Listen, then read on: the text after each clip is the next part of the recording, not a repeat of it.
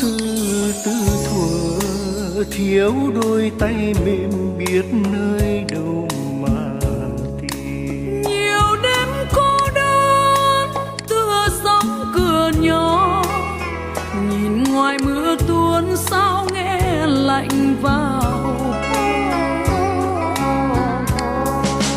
Mấy năm cách biệt chỉ vui đêm này, chưa với tâm tình của hai chúng mình.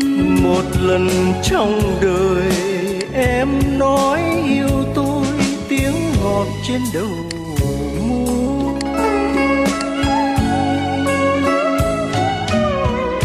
Này bạn đêm nay hỡi, nếu mai đi rồi nhớ mang theo nụ cười.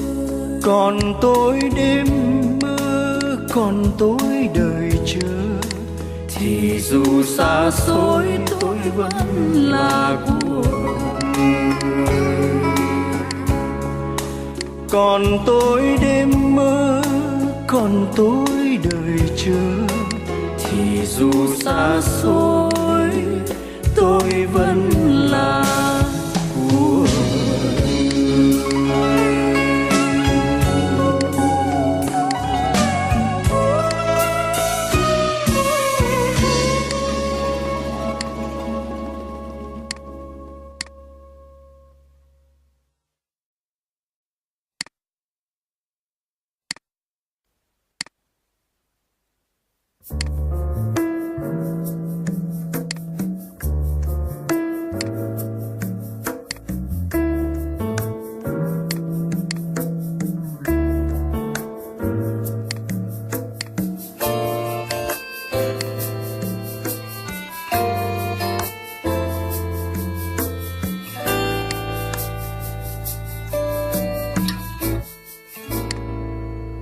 mùa xuân vừa đến, hoa về trên những bàn tay.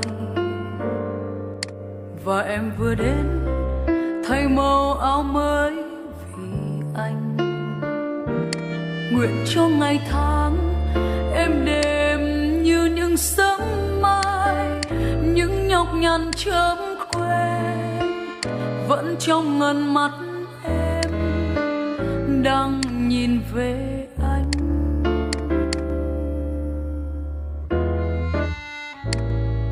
Và anh lại nhớ những giờ em đứng chờ trông, một mình lặng lẽ ướt lạnh trong mưa vì anh.